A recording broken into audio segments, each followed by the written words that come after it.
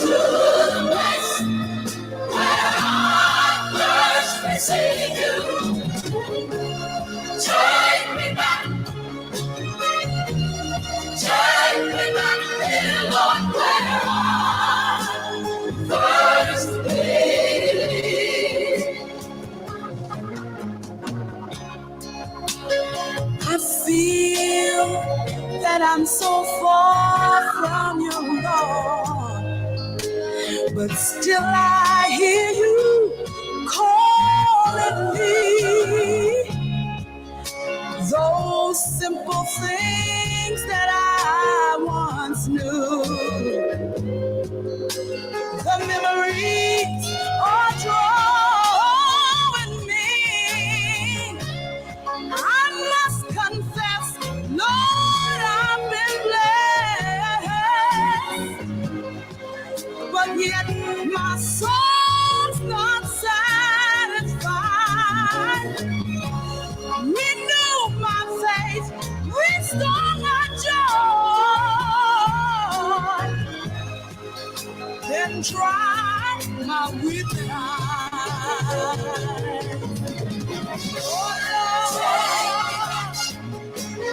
Oh Lord, to the place where I trust you, Lord. Take me back, Lord, where I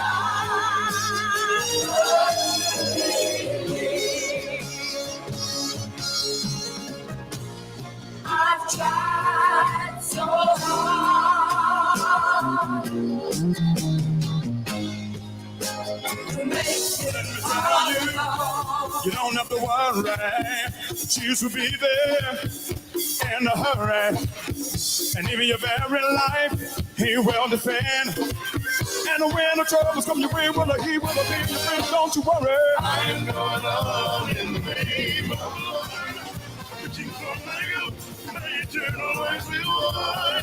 God is a mighty fortress in the name of the Lord. He will brighten up your day. If you only find some great confusion's all around. You up on higher ground. I'm going on in the name of the Lord. I'm going on in the name of the Lord. My eternal life we want. God is a mighty fortress in the name of the Lord. He will brighten up your day. If you only fast and pray, confusion's all around. He'll bring you up on higher ground. I'm going on in the name of the Lord. Where it leads me, I will follow. I'm not gonna worry about tomorrow. Because when my troubles come, I know where I can go. If there had not been no rain, how would I ever grow? I want to help say what done. Gonna think about sin is done. I'm gonna trust in his ways, and I'm learning every day.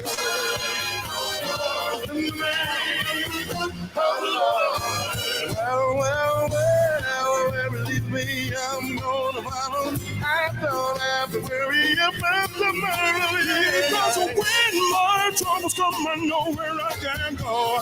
If there had been no rain, would I ever grow? I want to hear him say, well done. And thank you for standing in the sun. I'm trusting his way, and I'm learning every day.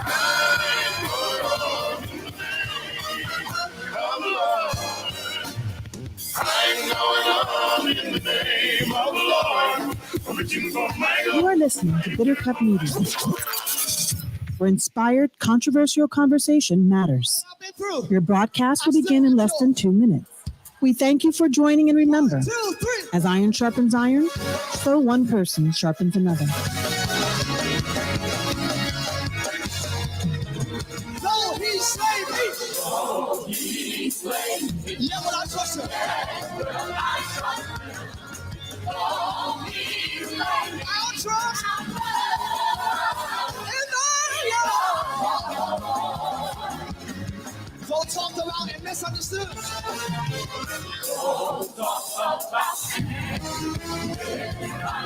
Yes, I've been lied on. But still, we've been made. Endure for a night. Lord, I'm glad. I still enjoy. After all.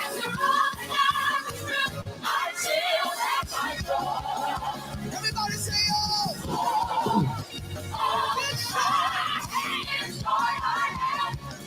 The world didn't give it. Hey. This joy, the world can't take it away. Say, hey. Have your hands up. Here we go. After all that I've been through.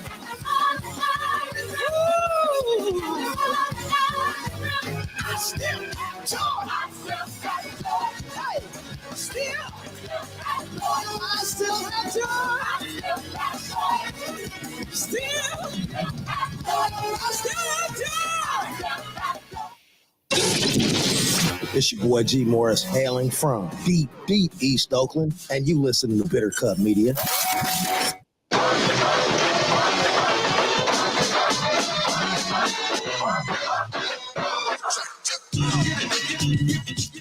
Because the nighttime is the right time to have inspiring, controversial conversations that matter. It's time for Issues After Dark with your hosts, Donna Williams and Dion Evans. Issues After Dark is a deeper dive in today's breaking news, trending social media, and pop culture from a biblical perspective.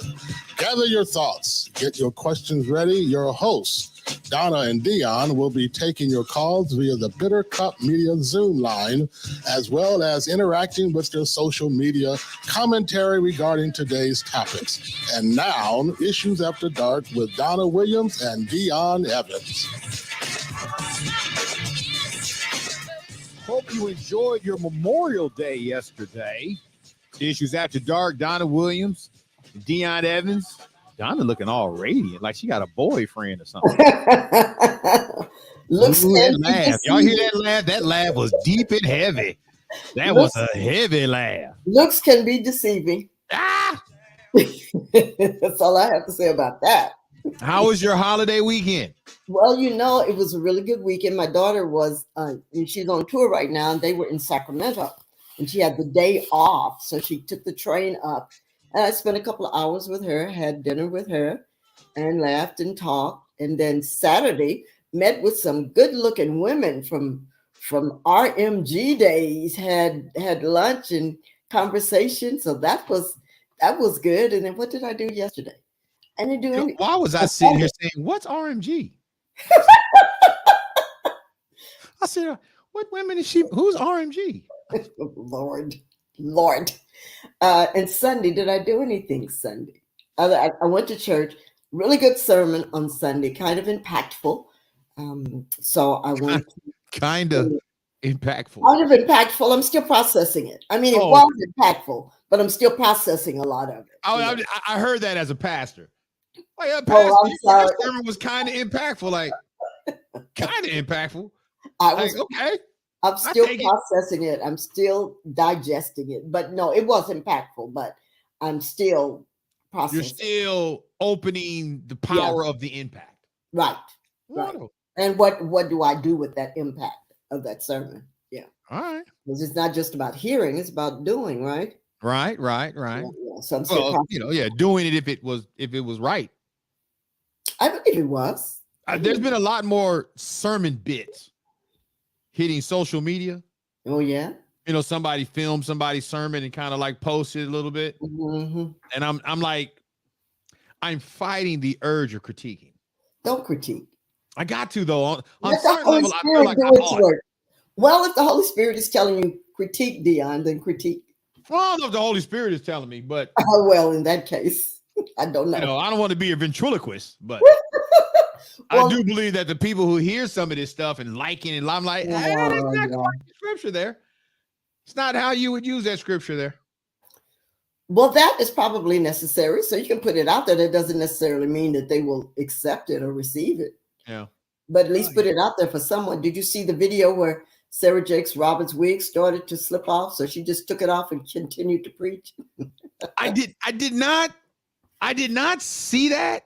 Yeah. But I did see a post that led me to believe somebody let a post said Sarah Jakes is gonna have women snatching their wigs off. Yes, that's why. And I didn't know what it was. I mean, I thought maybe she preached a sermon against women looking white.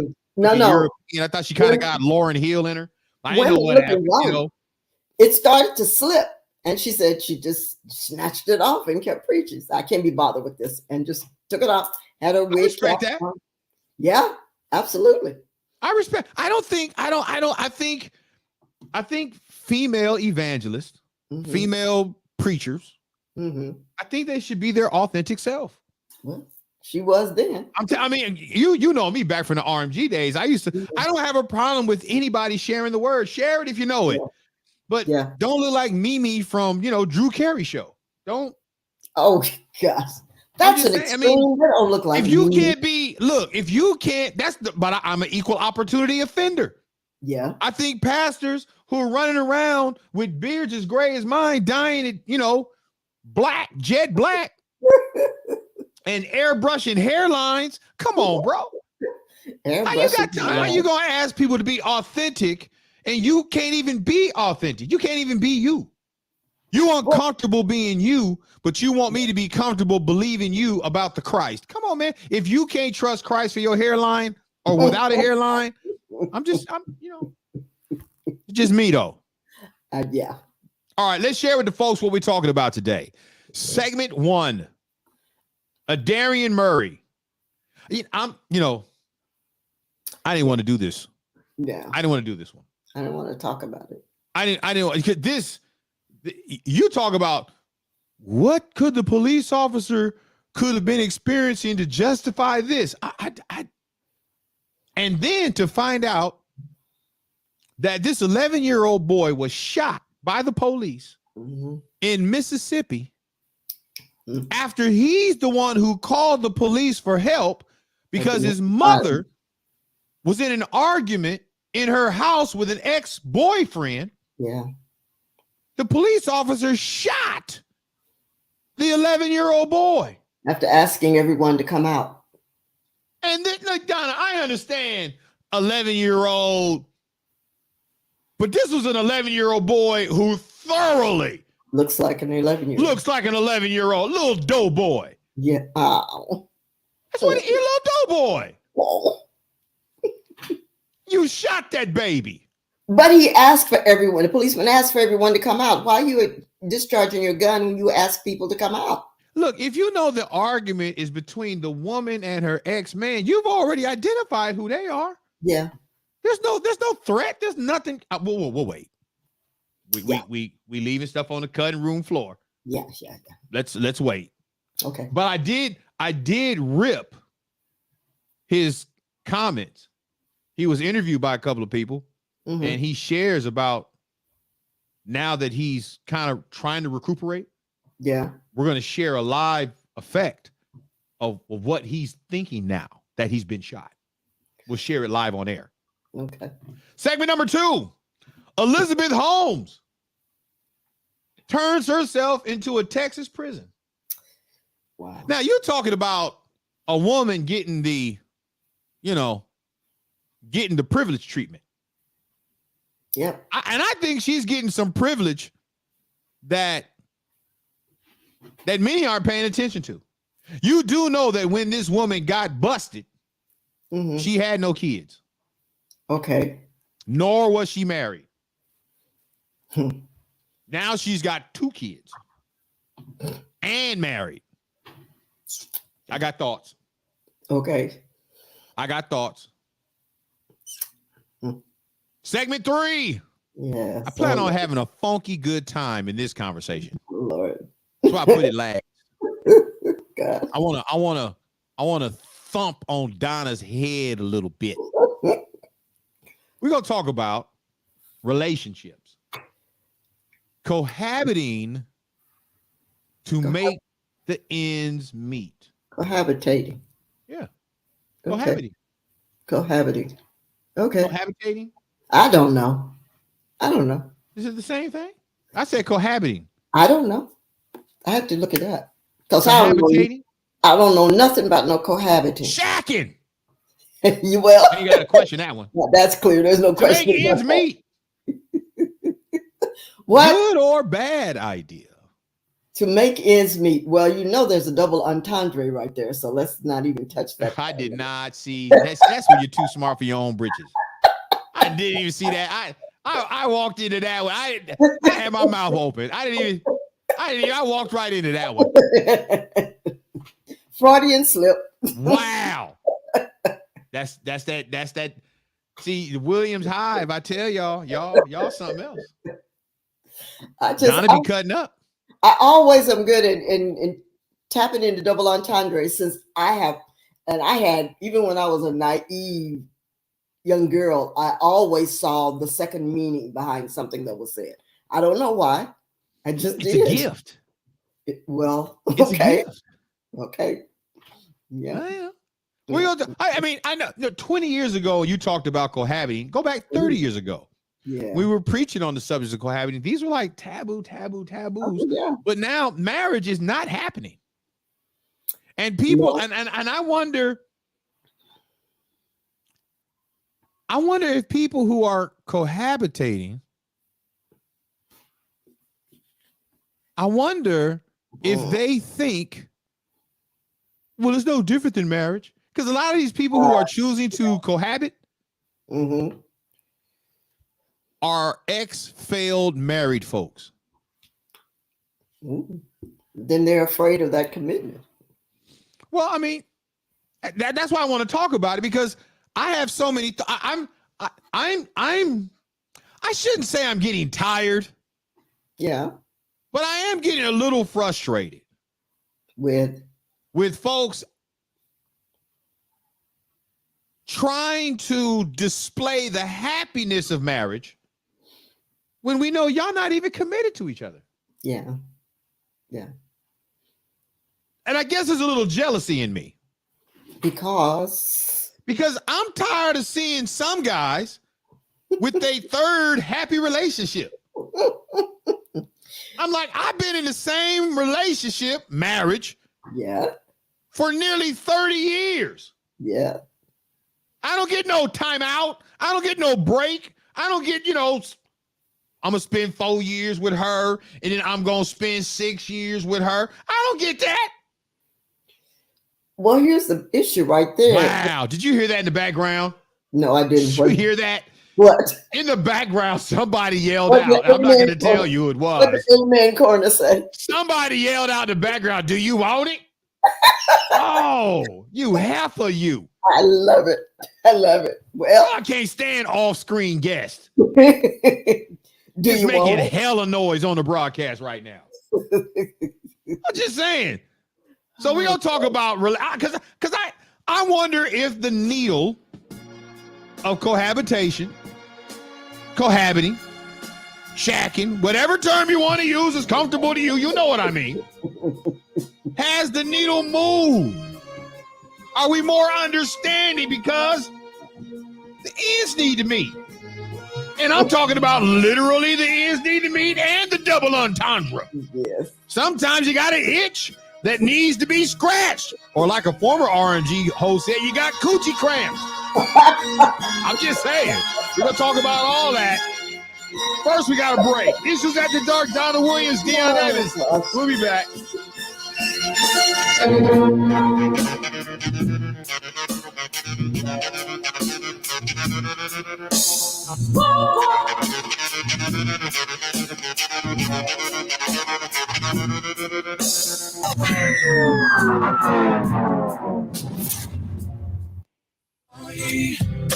Heavy hearted, thank you, Lord, and all ye heavy burden. Oh, come, the Lord will give you rest. Yes, He will. He will give you rest. Come and be filled. Come and be filled. Come and be healed. Oh, come and be healed.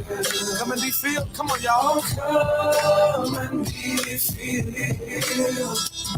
By the Spirit of the Lord. By the Spirit of the Lord. Take them back to the top. Come on. All ye heavy laden. All ye, thank you, heavy hearted. And all ye heavy burden. Oh, come. The Lord will give you rest. Oh, come. He will give you rest. One more time. All ye heavy laden. All ye heavy hearted. Lay it all down to him. All ye heavy burden. Oh, come. The Lord will give you rest. Oh, come. He will give you rest. Raise your hands up and say, come and be filled. Oh, come and be healed. Oh, come and be filled. By the Spirit of the Lord. It's only by the name of Jesus. The Spirit of the Lord. Take him to the schoolyard. You can lead a horse to water. Oh, can't make him drink. Give a man a brain, but you can't make him think. And smile all day and not be happy. And you can get your hair did and it can still be nappy. You can sleep all night and not get no rest. You can be number one and not be the best. Everybody ain't out drinking juice and gin. Some of us love the Lord and we living for him. You can know where you stand at and still be lost. I got a new life for free, but boy did it cost. Humble thyself in the sight of the Lord. Say, Father, I need you, one mind, one accord. Come on and be free. Oh, let the Lord come and be healed. Come and be healed. Let the Lord heal you now. Oh, come and be free. Yeah. By the Spirit of the Lord. By the Spirit of the Lord. By the Spirit.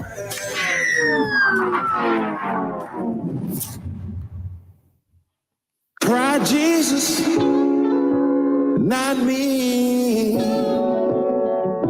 'cause I throw hands.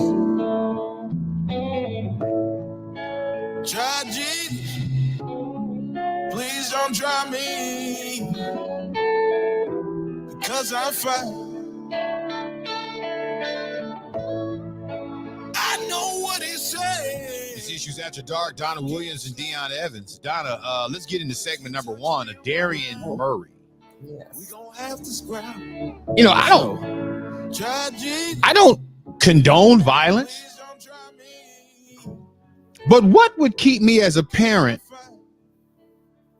from shooting the officer who recklessly shoots my son?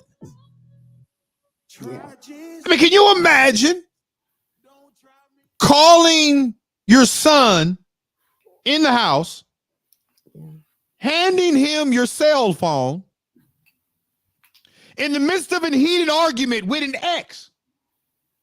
Because here's the thing, done some research, I'm sure you have. The mother is in an argument with an ex-boyfriend who is the father of her daughter. Yeah. But he's not the father of the boy. No. Watch this. She's in an argument. The mother hands an 11-year-old boy cell phone. To call the police. Call your grandma. Call the police. Mm-hmm. Boy calls the police for help. Calls grandma. Grandma's on the way. Yeah. I wonder which grandma he called. Did he call his grandmother or his sister's grandmother? And because there's two different dads, that would be a different grandmother altogether. Right. But a grandmother, one of the grandmothers is on the way. It could be the mother's mother. Yeah. On the way. Police show up, knocking on the door. I guess nobody answered fast enough. The report is now they're kicking on the door. Yeah. According to the mom and other witnesses, they come in the house hot. mean guns drawn. Yeah. Telling everybody, get out the house, get out the house, come out the house. Now, you've already passed the two adults, the ex-boyfriend and the mama. Right. An 11-year-old boy comes out of the room with his hands up and is shot in his chest by a police officer of Mississippi. And I'm thinking, Donna, well, what did the boy look like? Was he a teenager who looked like a grown boy who could be immature and could have been fighting or wrestling with some woman? When I see the picture of this young Adarian Murray, he's a little boy. He's a little boy. Yeah. I'm sure the officer had to shoot his weapon in a downward position. Yeah. Now, for those of you who are always talking about God and miracles, don't bypass this one. For real. This young Adarian Murray is a living miracle. Yeah. You don't get shot in your chest And live to tell about it. Yeah. Article reads, let me get into it a little bit, Donna.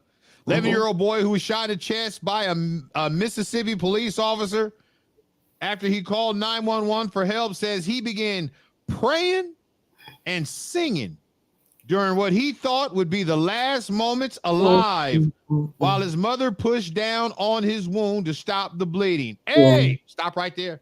Yeah. I can't just bypass that paragraph. Yeah. I got a question for those of us who are listening. If you was shot by the police, what you gonna do? This boy began praying and singing. Wow. Donna, do you on an interview that he did with Good Morning America, I believe that was the first interview he did, the interviewer asked him, he said, I was singing a song that I just remembered I was singing. And the interviewer asked a dynamic question. He said, what was the song that you were singing? And the boy, did you hear that part? Did you hear about that? I didn't hear that part, but I read it in the article. The song. The boy said, did you hear what song he was singing? Yeah. No weapon formed against me. And you know what I thought immediately? What? What does Fred Hammond think about it? Marvin Sapp. No. That's Fred Hammond. That's right. I'm thinking about another one. Yeah. That's Fred Hammond from the album Songs of David, Spirit of David. That's an old Fred Hammond. That's not a that's the Spirit of David. It's before Changes of Life. It's before all the other stuff. That's like the album that he did right after the Radicals for Christ. Oh yeah. No, that particular version that boy sang was Fred Hammond from the Spirit of David album. Mama must have been playing that music, or grandmama. Oh yeah, that song is that song's at least 30 years old. That rendition of it, but that's what the boy was singing, right?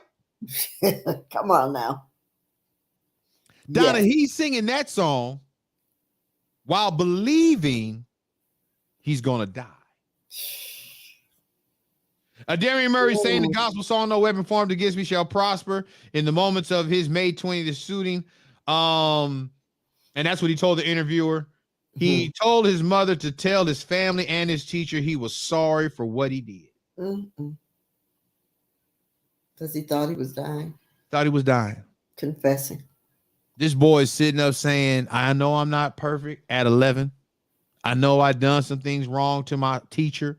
I know I've done some things wrong to my family, and I've been shot. Mama, can you tell them I'm sorry? Mama, can you tell them I'm sorry for what I did? Sorry for what I said? Lord. It's his prayers that helped save his life.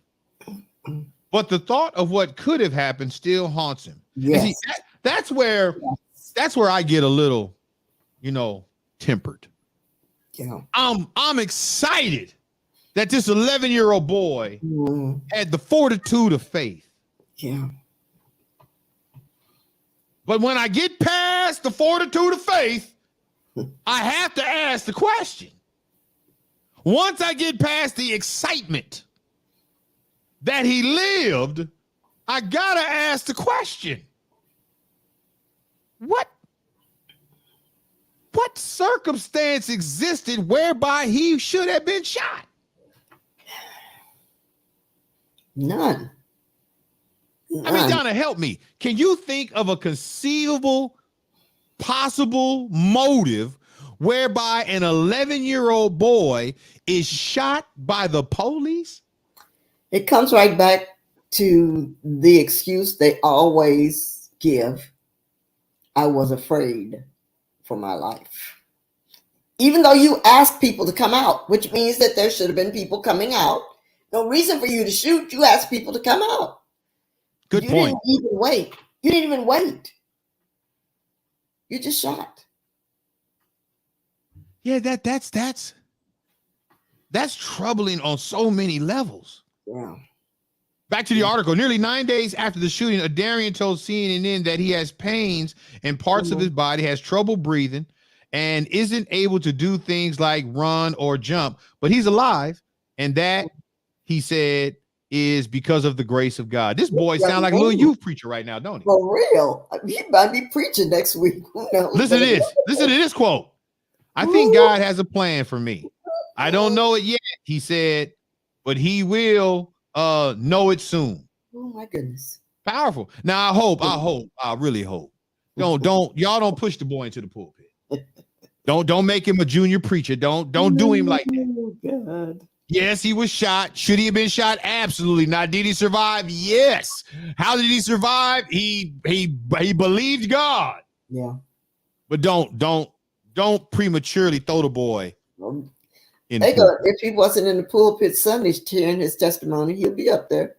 Yeah, somebody gonna try to make a junior preacher out of him, and that's gonna be worse than him being shot. Oh. Did I say that? Yes, you did. Yeah, it's gonna be worse. See, he recovered from being shot. Right. He won't recover if he starts preaching the gospel from the pulpit, and that's not what he's called to do. He'll never recover from that. Yeah. He'll never. There's some pastors right now still ain't recovered. They know they're not supposed to be there, but they can't recover. They can't get out. They know they're not supposed to be there. They understand by now that was not the will of the Lord for my life. That was my grandmother's desire. They know it, but they can't get out. It's worse. Yeah. It's worse. John, I want to play. Okay. I want to play the young boy's voice, because I think when we talk 11 years old, I think some people get it mixed up. This boy he's 11 and he sounds 11. Yeah. Let's hear part of the interview that he gave. I want to play a little bit part of that for the people. Sometimes I can see myself laying inside the coffin. Them are my thoughts at night, my only ones. And sometimes I think people are watching me. But my main thought is me dead. You hear what he said, Don? Yeah. He said when he has his thoughts, all he sees at night is himself in the coffin. See, kids don't think about death. But now this young man at 11 has already faced the fact that he's mortal. Which could be very dangerous going forward. Yeah. How he is handled going forward and the things that he sees and hears and experience, it's going to be crucial for his afterlife. Yeah. Because there's a whole, he not 11. He was 11 when he got shot, but he's not going to be allowed to be 12, 13. This boy is straight 21 right now. Yeah. He might as well be. His view of himself versus his classmates. Oh yeah. Be totally different from now on. Yeah. Totally different. But Donna, he says at night, he sees himself in the coffin. He sees himself. Whew. in a coffin.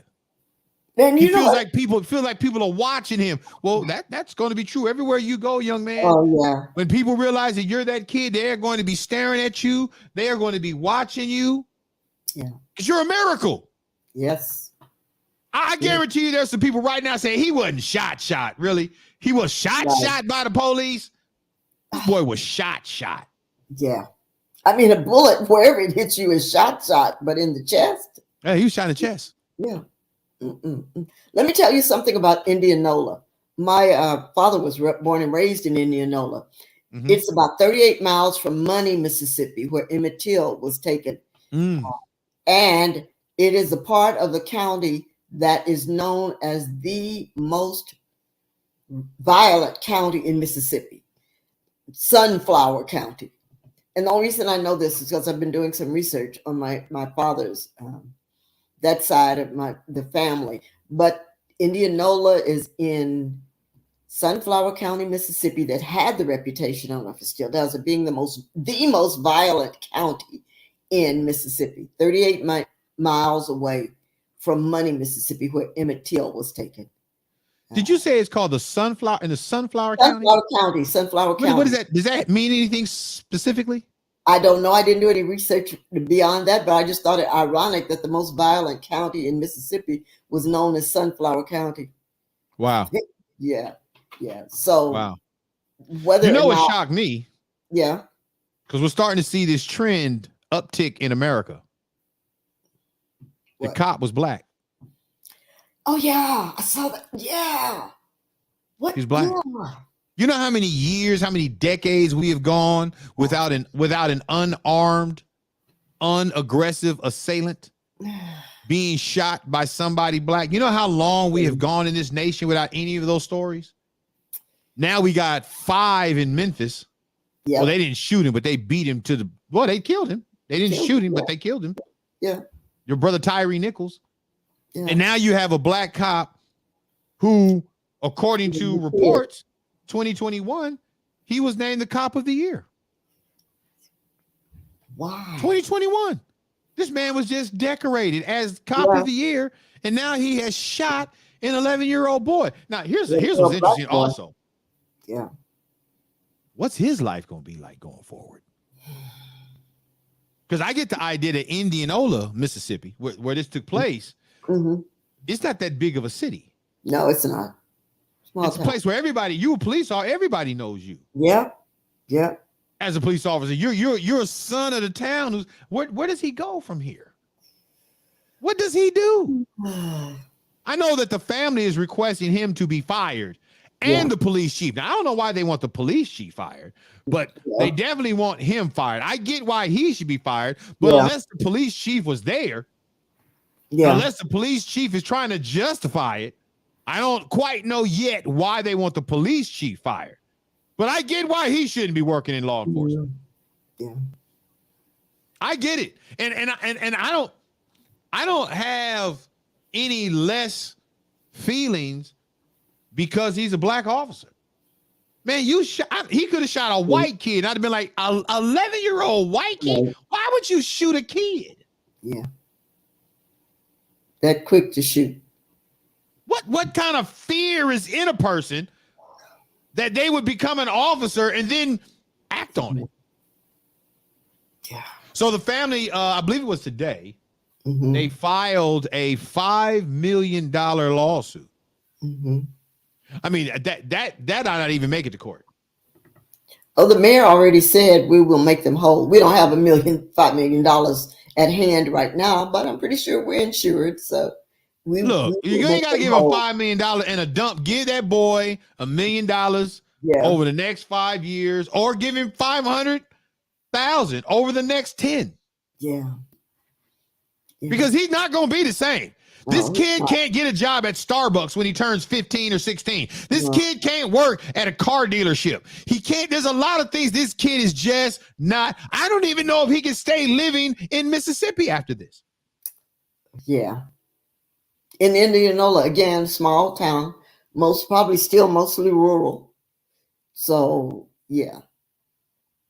They got to take care of him for the rest of his life. Right. because he's going to carry this for the rest of his life. And think about it, Dion. Adults wrestle with death, the idea of death. And here's an 11-year-old boy that's already tackling this thing that doesn't really become an issue until you start to notice that you're growing older and the inevitable end is somewhere down the line. But this kid, he's already dealing with that. Donna, you and I might deal with death. Yeah. Because we're older. Right. We know history has told us pretty much once you cross 50. Yeah. Ain't too many people living into their 70s. A lot more now. Yeah. But when you start getting close to 70, you start getting close to 80. That's rare air. Yeah. Rare air. Yeah. But when you was 11, death was not even a thought. Nope. Not at all. And if you were 11, the only death you saw was somebody born with a disease or some freak accident. It was always something that was just out there. Yeah. Yeah. But at 11, you never thought you was going to be shot by the police. Never. They didn't think at the night that they called the police to come to the house that it would wind up like this. Yeah. Think about the mother, what she's going through, having handed him the phone. Yeah. Think about the ex-boyfriend who came to the house to start the argument and wouldn't leave. He's inside the house. Now you inside the house, bro. You see her hand the phone to the boy. You hear her tell the boy, call your grandma and call the police. Yeah. And you still in the house when the police are beating on the door. Why not just come out? Yeah. Why not, once you hear the police are outside, why not just open the door and walk out? Because from the only measure of grace I can give the police is you called us, we showed up expeditiously, we knocked on the door, nobody answered. We knocked on the door, nobody answered. We're trying to kick the door in, we're not being successful. Right. We got a call from a kid. Yeah. Who said, we need help, we need the police. But once you get inside and you see mama standing right there and you see the guy right there and you're making everybody walk out, even if the boy came running out the room with his hands up. I don't care if he came running out the room without his hands up. Still no reason to shoot. I don't get a reason why he should have been shot. But they already had their guns drawn. Well, I can understand that part because they couldn't get into the house. You know, you have a domestic violence situation, times are ticking, you showed up. I mean, watch this. They didn't get the call that he was on the way. They knew that it was a domestic violence situation in progress. Yeah, they show up, they knock on the door, nobody answers. Knock on the door, nobody answers. Well, as a police officer, what should you be thinking at that point? No. Well, there's a reason why. They don't like domestic violence calls. Now we got to get in there. Yeah. But you got in there. And once you got in there, you adults. You knew they were kids. Oh. Let's take a quick break. We'll come back on the other side. Issues After Dark. Donna Williams, Deion Evans. Get better, brother Darian. We love you, man. Yes.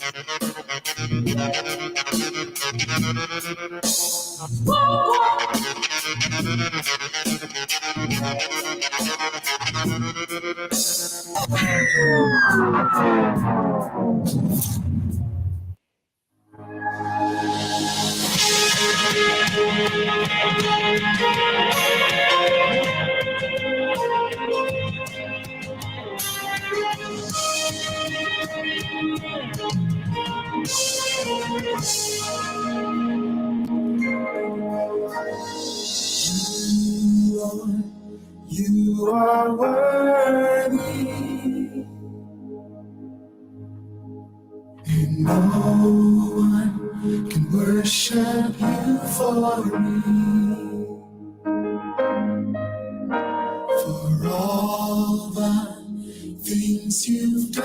for me, and no one can worship you for me. Lift it up. Here's my worship, all of my worship. Receive my worship, all of my worship. Here's my worship, all of my worship. Father, receive my worship,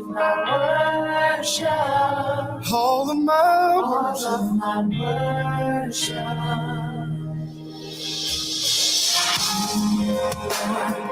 You are worthy. No one worship you for me.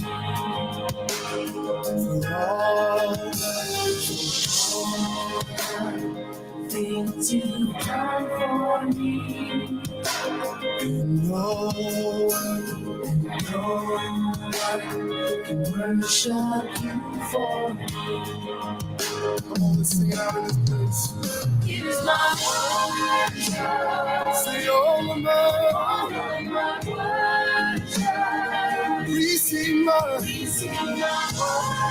All I ever give to you. All of my worship. Receive it all. It's my worship. Say all of my worship. Oh God, receive it all. Receive my worship. Say all of my worship. It's my worship. Say all of my worship. Receive my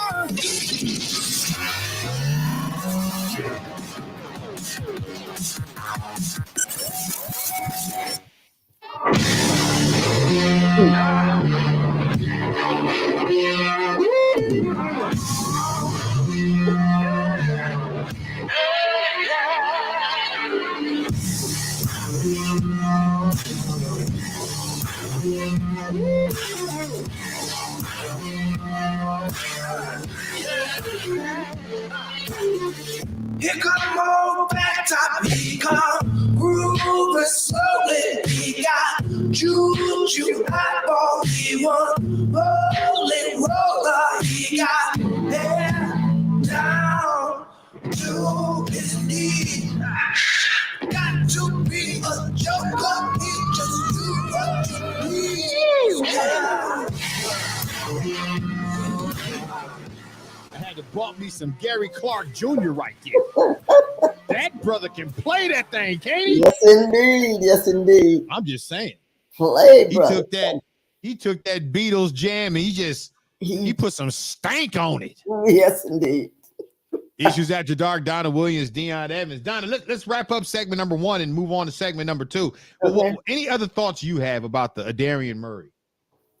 I guess it comes back. It's perplexing to me that a black man, who's a black police officer, that shows up at home of a black family, and the man and the woman are standing there, domestic violence between man and woman. Why you would shoot as soon as someone comes around the corner?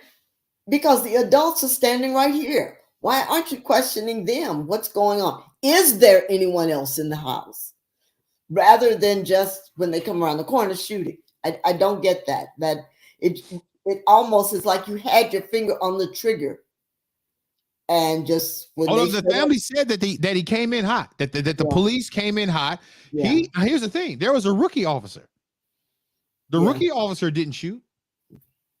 It was the veteran officer, decorated veteran officer. Yeah. And for me, it would be hard to believe. It would be hard to believe that this black man did this on purpose. I can't. Look, we live in a world that there is no hope if this police officer walked in that house with intent to shoot somebody. No. If that was his mindset, I'm tired of this ish, and I'm gonna pull it today. Yeah, no. If that's, I don't believe the fear for your life can be you don't run into the building and then say, I fear for my life. Right. You fear for your life, you stay outside. Right. You wait for more backup. Gosh.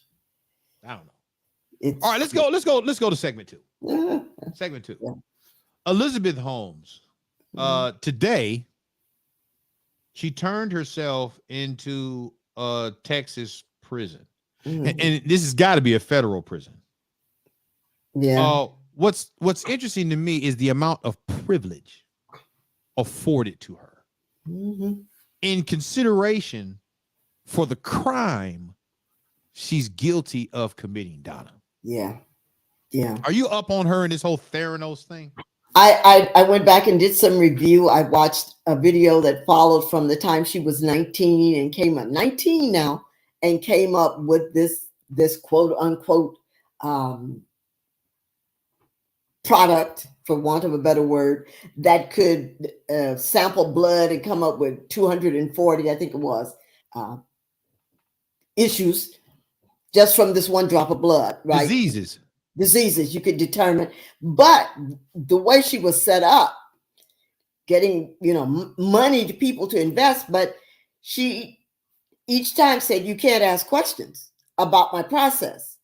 And it was pretty much her doing, quote unquote, what they perceived doing this work without anyone having any knowledge of what this process looked like, what was going on, what's the research, because she can't ask questions. And it was pretty much her project. Stop. Yes. You went further back into her life than I did. So what you just shared has not only confirmed some things for me, but it's all at the same time blown my mind. Yeah. Now I know she is a college dropout. Stanford. Yeah. Now, if I know that, then surely people with millions of dollars to invest have got to know that. What I did not know, what you just exposed. Yeah. How old was she when this all started? 19. 19. She was going to be the next Steve Jobs, the female Steve Jobs, or Bill Gates. And another name, I'm not Larry somebody, I'm not familiar with his name, but that was her goal. And she convinced, and now in this it was a video that followed the timeline, said that here's the deal. Rich people don't like being duped. No. So even though her privilege, kept, I think it was 2018 when they first began to say she paid $500,000 initially, when I can't remember who filed charges against it. And she paid $500,000 and that went away.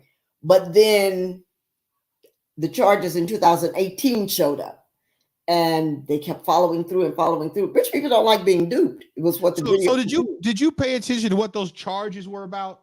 I can't remember I have to go back to the video, but it had to do with defrauding, but not on the scale of the second round of going after her.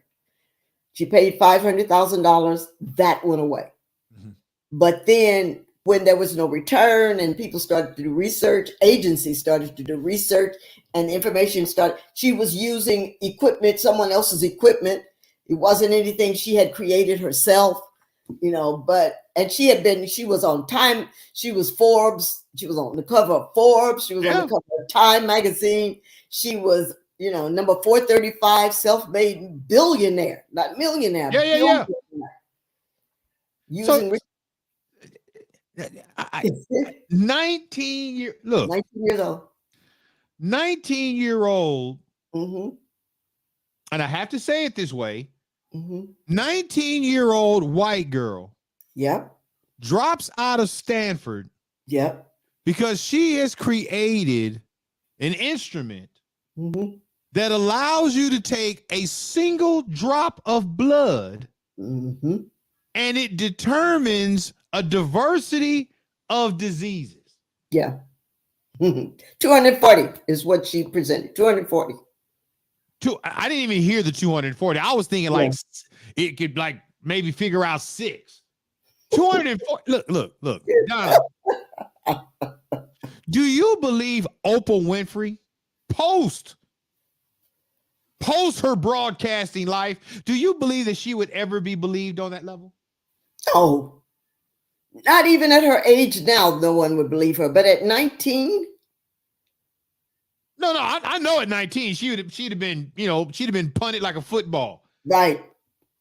I'm just thinking.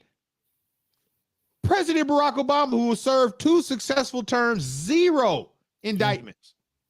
Yeah. If he came out and said, I have created an instrument, America, that will allow you to take 1 drop of blood and it will diagnose 200 and plus diseases, do you believe anybody's going to believe him?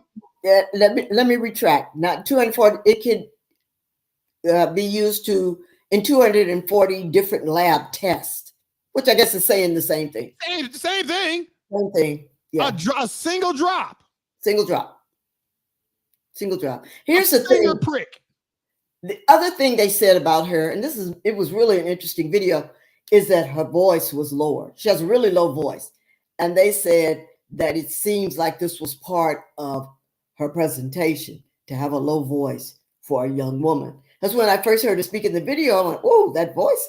I have a low voice, but her voice is really low. Said that was part of her presentation, to have this low voice. All of that packaging, blonde, young. Hey, the voice. That's why I say it's privilege. Oh yeah. I don't. Maybe an Asian young lady could get away with something like that. Latina, hell no. Yeah.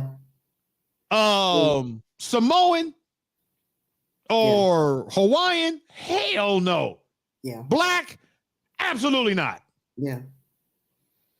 The video says she ran for 10 years, she operated in a stealth mode. Don't ask me any questions. Everything done in secrecy. Stealth for 10 years. Here's my how did she go so long? 19 start. She's 34 now. Yeah. So that was 5 years from when they finally said enough is enough. Yeah, she's end of her 20s. Yeah. I mean, yeah. So she had a good 20-year run. She was worth $9 billion. That's what a B, y'all. A B. That's what a B. And she was the golden child.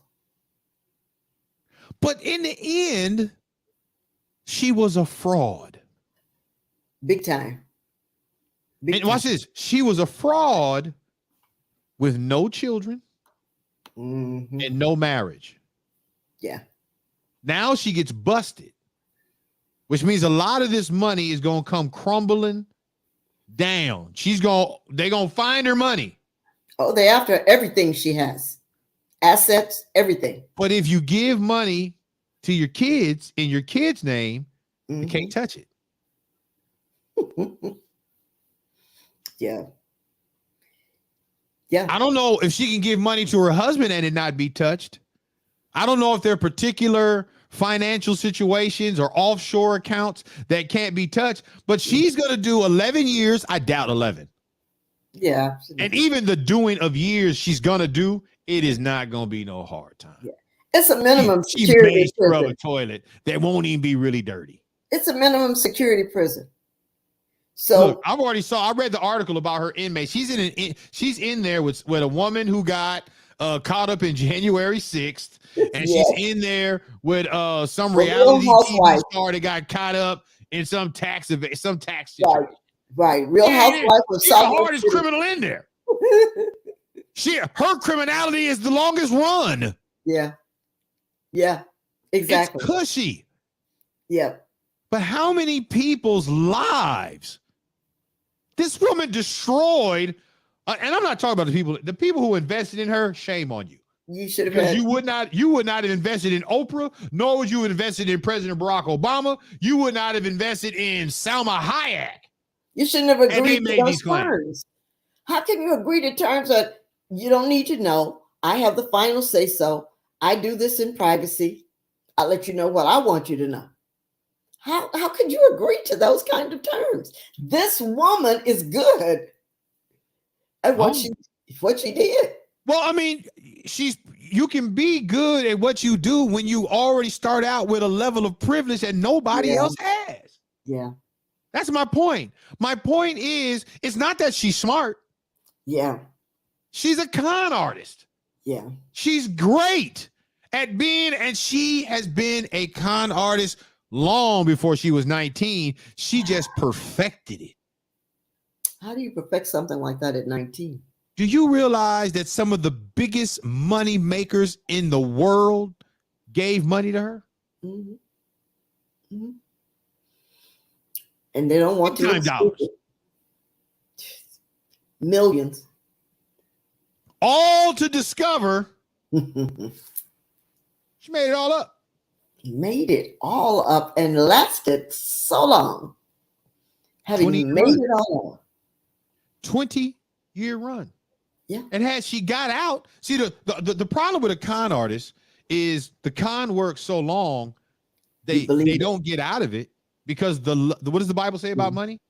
The love of money is the root of all kinds of evil. And her thirst for money, her thirst. When she made her first million, she wasn't satisfied. No. I want to go for $1 billion. She made her first $1 billion. I'm not satisfied. Yeah. But she had to keep up the rules.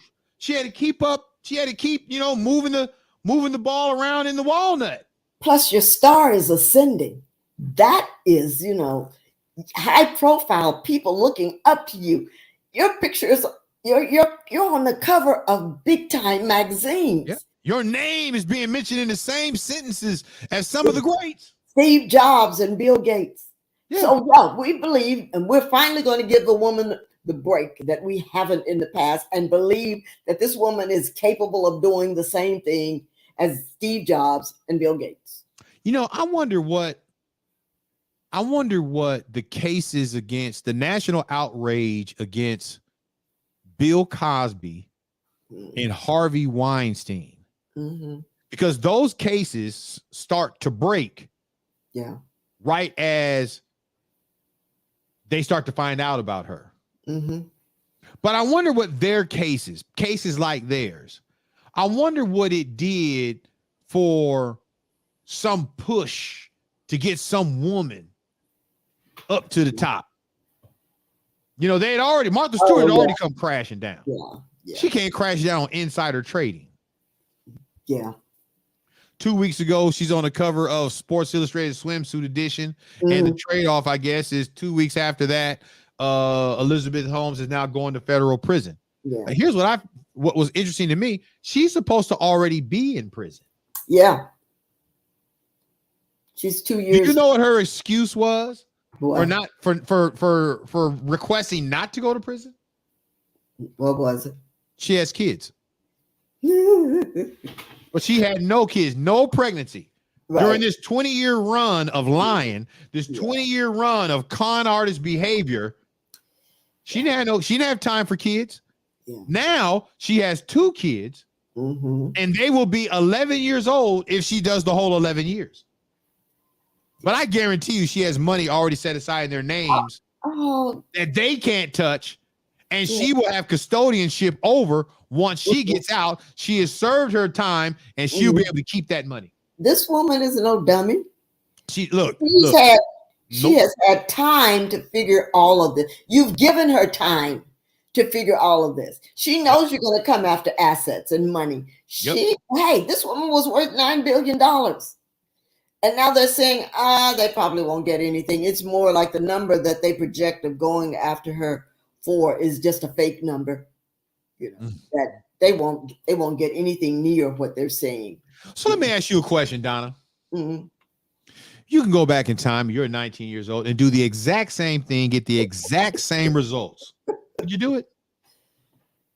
No, because I'd be afraid of being found out. And being found out is the repercussions are worse for me than they would be for anyone who was white. Well, yes, right. Repercussions for you, if you were 19, 20 years fast forward, you'd still be in probably some trouble. Oh, yeah. And I wouldn't be in a minimum security prison. No. No, thank you. I'm looking. Let's say you could be. Let's say it would be a minimum security. Yeah, but it's still prison. I don't have any freedom. I have freedom within those walls, but I don't have any freedom to do. But you can see, they can come. You know what? They can see her every weekend and every holiday. Still not the same. They're gonna be back up there by the 4th of July. Now August is gonna be tough because there's no holiday in August. They'll get to go back on Labor Day. Well, unless they're offering conjugal visits as well. That's a whole different conversation. Yes, it is. I don't really think she wanted kids. I just think she needed kids to hide some money. If she had wanted kids in a marriage, she would have been married by the time all the stuff was finished. Nah, she got married after all this. Right. All right, Issues After Dark. Deanna and Donna, we'll be back on the other side.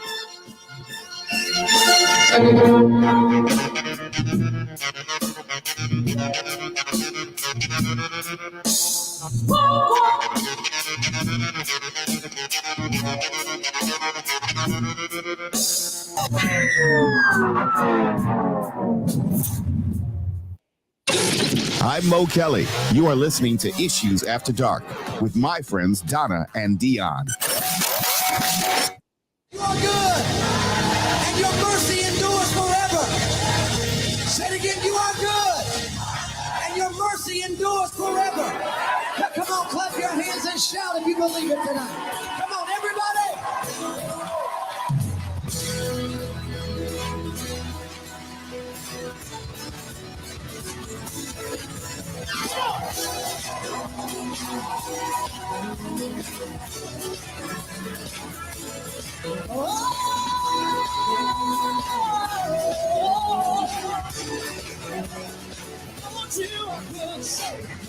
How good and your mercy endureth forever. Lord, you are good and your mercy endureth forever. People from every nation, from generation to generation, we worship you. Hallelujah, hallelujah, we worship you for who you are. We worship you. Hallelujah, hallelujah, we worship you for who you are. Come on, say, and you are good.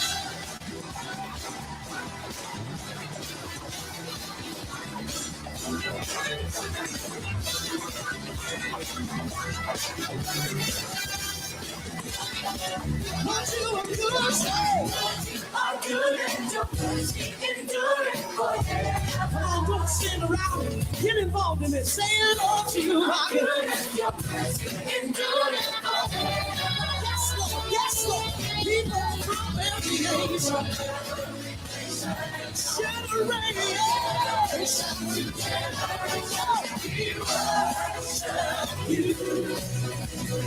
Hallelujah, hallelujah, we worship you. Who you are,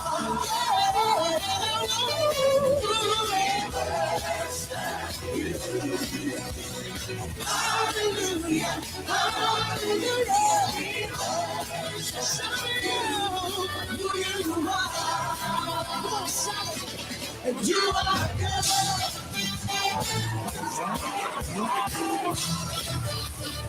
So good, so good, yeah.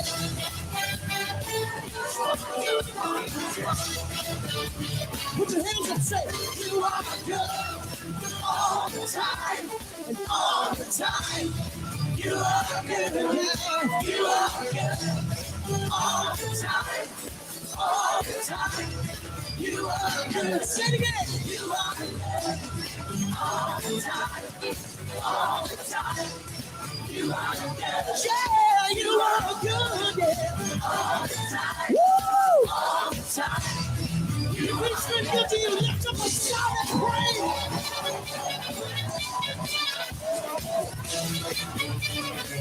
Come on, come on.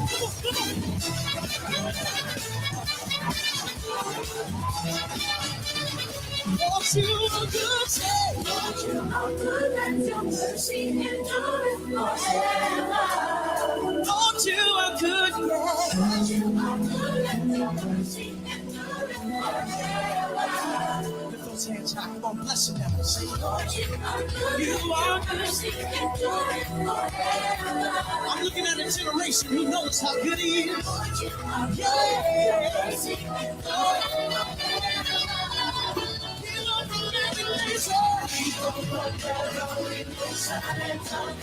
From generation to generation, we worship you.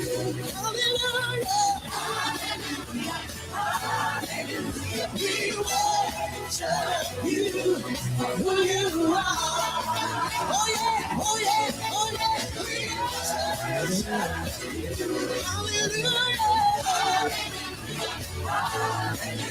We worship you, who you are. Come on, sing it again. We worship you. Hallelujah, hallelujah, hallelujah. We worship you, who you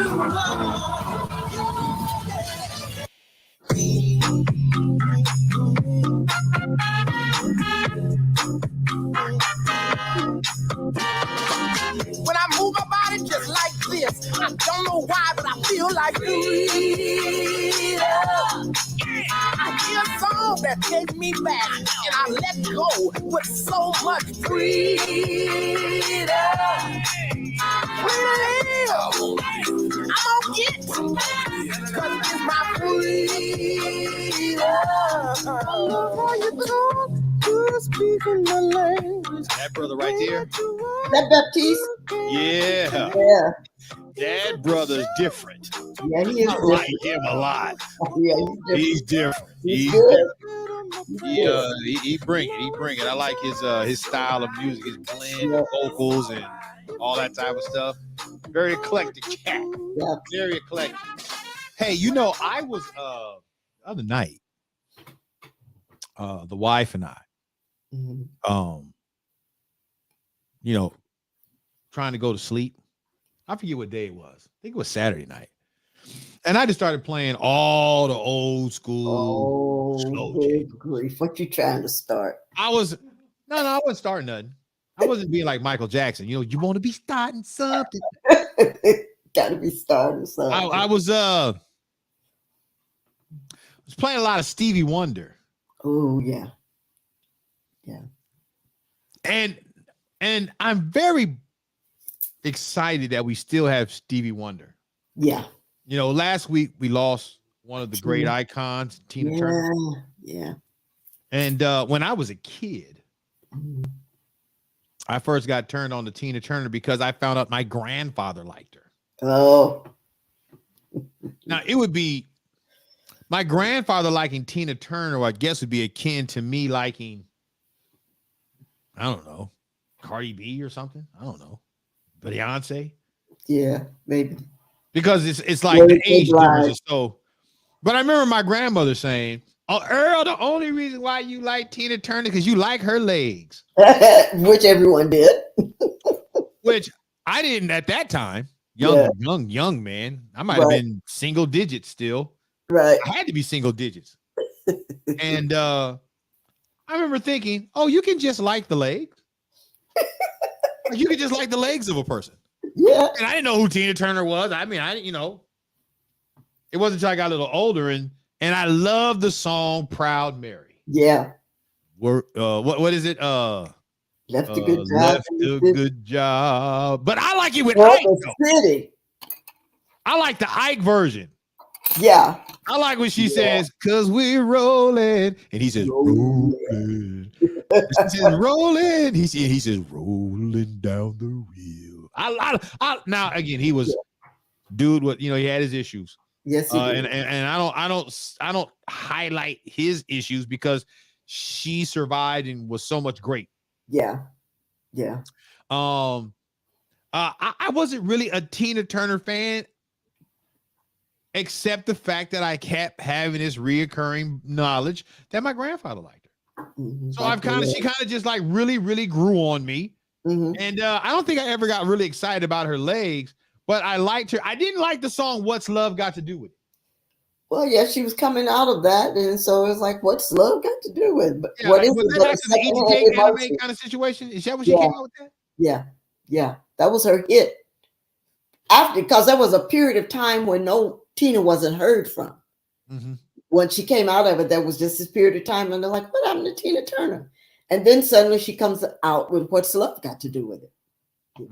So I think, and I'm trying to think, was it that either Mick Jagger or somebody said, "Hey, you need to come back. You need to." I can't remember the story behind it. I didn't watch all of the movie. Ooh, Donna, they're going to take my black card. A movie with Angela Bassett?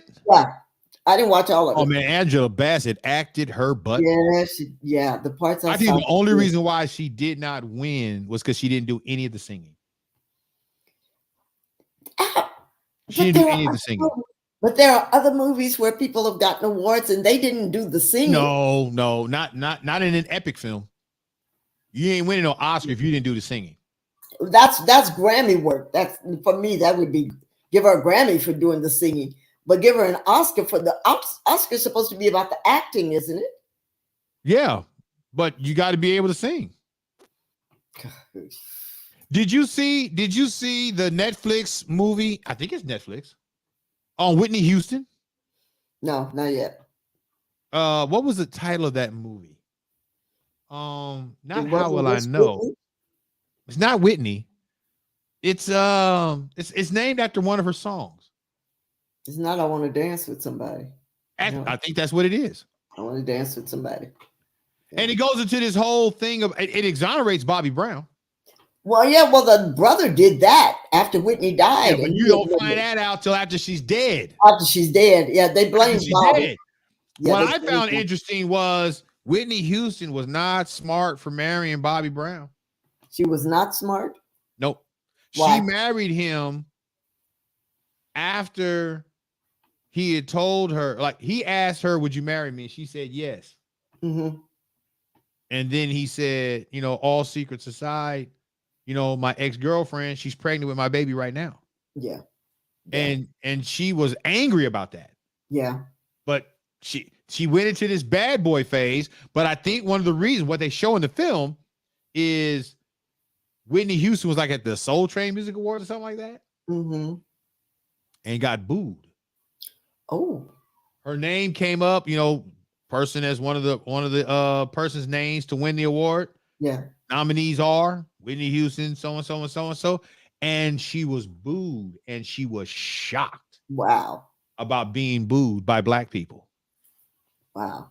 In the movie, people talked about how she wasn't black enough, and I'm thinking when I was growing up, I never heard an argument about Whitney Houston not being black enough. I never heard that. She didn't sound black enough. I never heard that either. Me neither. Never heard that. Never. I never heard of her not sounding black, not being black, none of that. Now, I will say, I did have private information about her, affections for women. Well, that close friend of hers that was always Robin. I never saw that one. I saw her on my own eyes at the Budweiser Superfest. Oh. I was back in the trailers at the Budweiser Superfest, and Whitney came out, and I saw her lip locked with a white blonde woman. I don't know who that blonde woman was, but she was locked lipped with that woman. And that was the first time I got to hear Luther Vandross live. The Budweiser Superfest. Oh, gosh.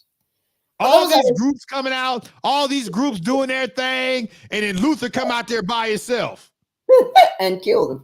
I want to tell you, baby, the changes I've been going through. Man, people lost their minds.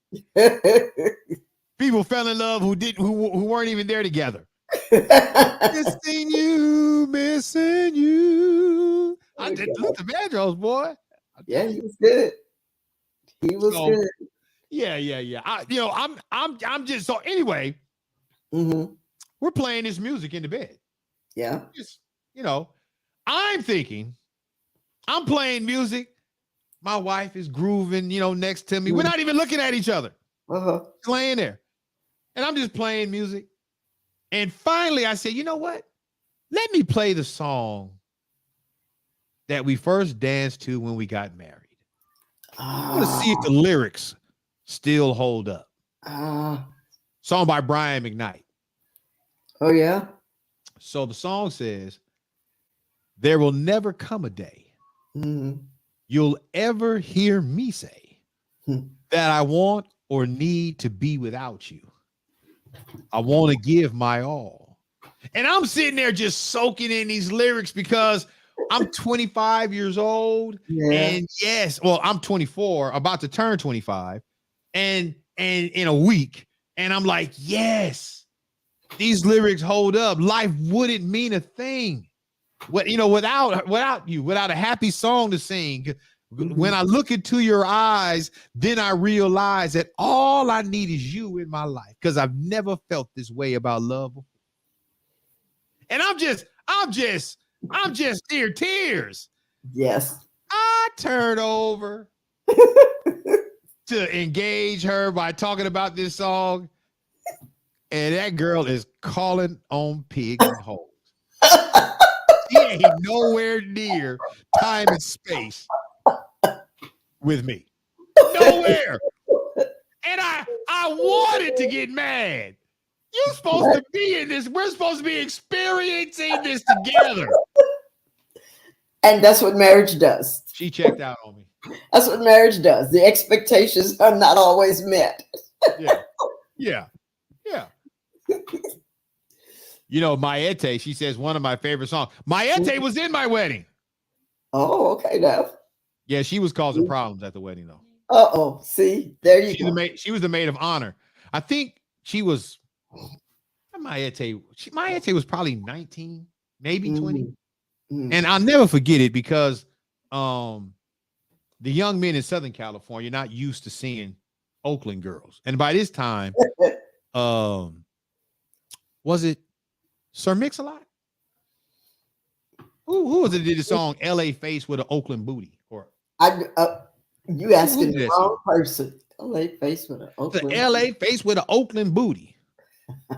So Ete, who I don't know if she has an Oakland booty. I've never really. What does that look like? I don't know. But Ete says yes, she does have an Oakland. I can't. Claim your booty, girl. Claim it. K-L-A-N-D.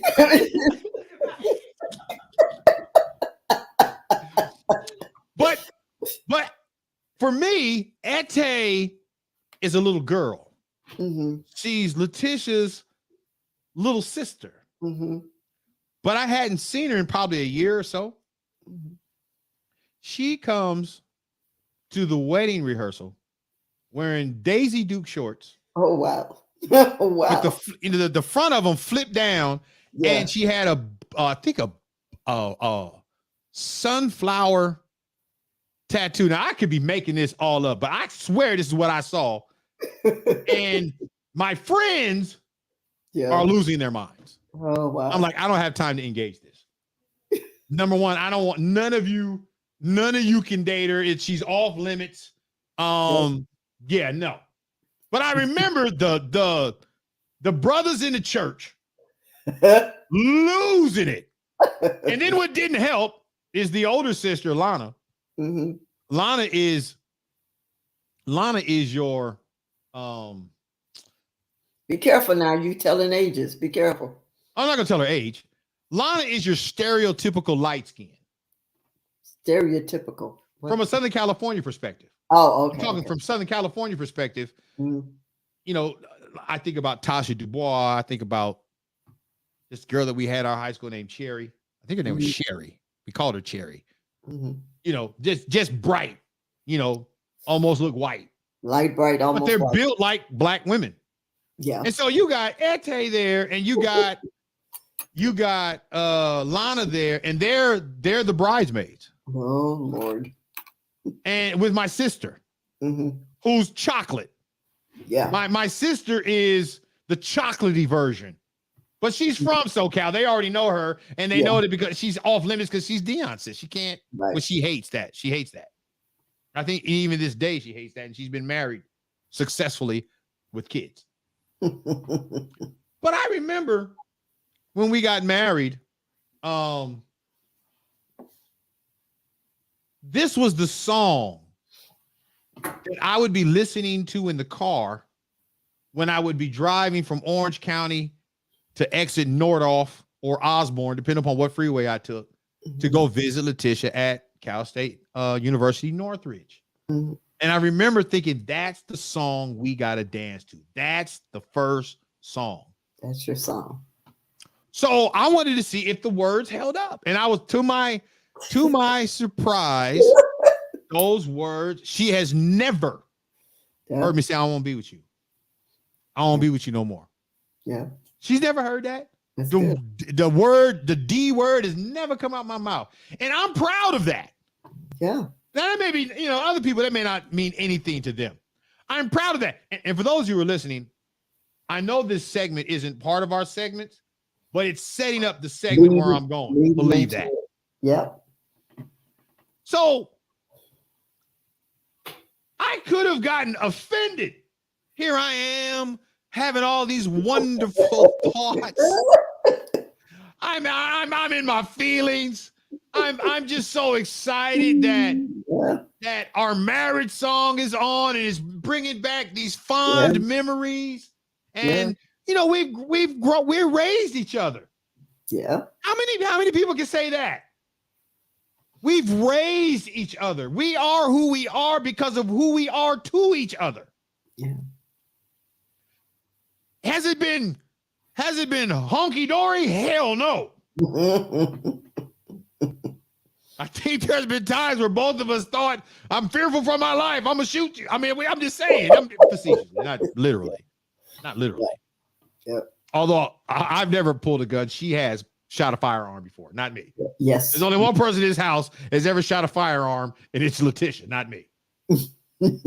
And she thought she shot a firearm under suspicious circumstances. So that's one of the reasons why we should not ever have a firearm in the house. They ain't no telling what to make her go get one. And let me just say this. Yes. She's probably going to get me on Thursday's show. Mm-hmm. She has been, the older she gets, though she claims not to be getting older, she's starting to rage, Donna. Rage? She's starting to rage. She comes home the other day.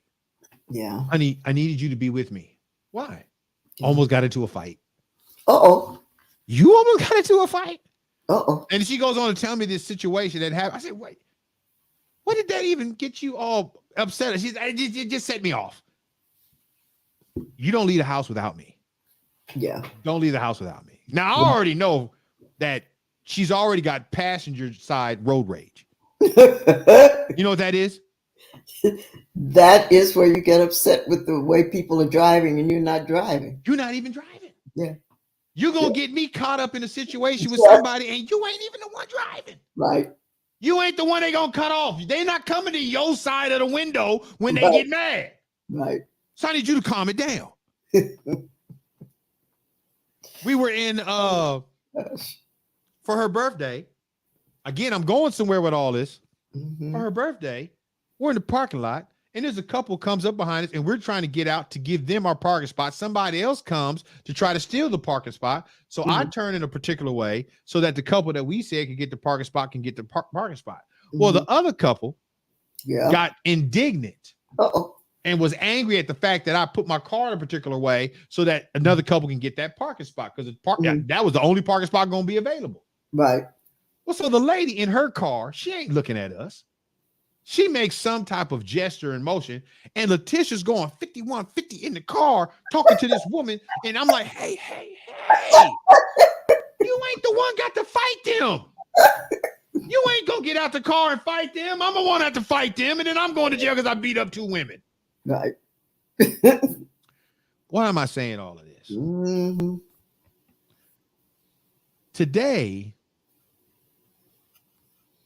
I'm wondering, do individuals desire relationships that have ups and downs and very high highs and very low lows? Do individuals believe that they can be in a relationship with one person for the rest of their life? Good question. Or are we at a point in our lives where the majority of society believes that in order to experience a wonderful life, you've got to have multiple people in it? I'm not sure. My goods, my bads, my uglies, my ups, my downs with the same person. I've heard people say, I can't imagine being with the same person for the rest of my life. Those are the people I need to talk to. Yeah. Because what I don't understand is how do you, if you don't want to be with the same person for the rest of your life, what does it say about who you are? Not about who they are. What does it say about who you, why would I talk to the fellas for a minute? Why would you ever engage in a relationship with a woman whose belief is, I don't want to be with the same person for the rest of my life? It's ladies, about the experience. But understand, I have healthy, wholesome, protective experiences. Mm-hmm. You cannot have healthy, wholesome, protective experiences with multiple people in your life. And I bring this up because I'm watching social media and I'm watching people who you're on your third marriage, bro. Yeah. Sis, you're on your fifth dude. It's your fifth profile pic with a guy. And the other ones disappear. All of a sudden they were there and then suddenly they're no longer there. But you acting like you're happier than you've ever been happy before. We've seen this in your life already. Yeah. We've seen you. This is the second time you done been to Magic Mountain with somebody else. Magic Mountain ain't new. You've been there before. Yeah. And so I just look at some of the stuff I look at and I wonder, has something changed as it relates to cohabiting? Yeah. Has something changed that I'm not familiar? I didn't get the memo. Mm-hmm. Let's talk about that on the other side of this break. Donna Williams, Dion Evans, the show Issues After Dark.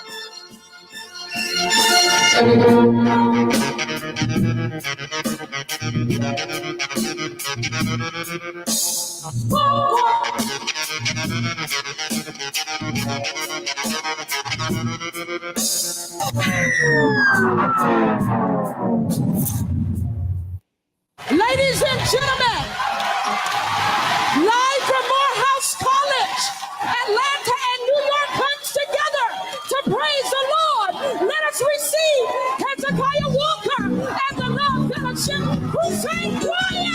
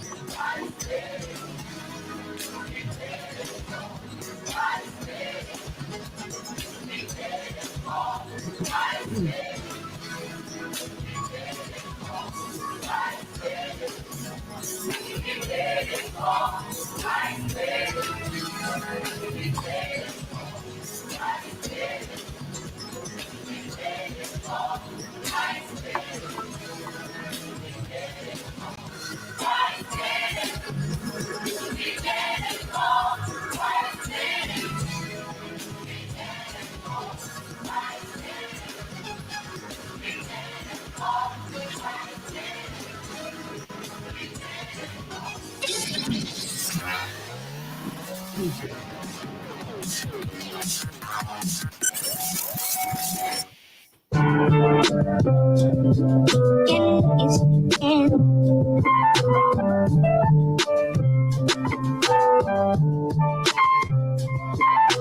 White Christian, black Christians, light Christians, dark Christians, still Christian. Don't need the adjectives. Don't need the adjectives. That's wrong. Donna Williams, Deion Davis, Issues After Dark is the broadcast, episode 65. Wow. NBA finals are now going to start. Miami Heat And versus again, the Denver Nuggets. Ought to be interesting. Well, I don't know how many people are going to be watching.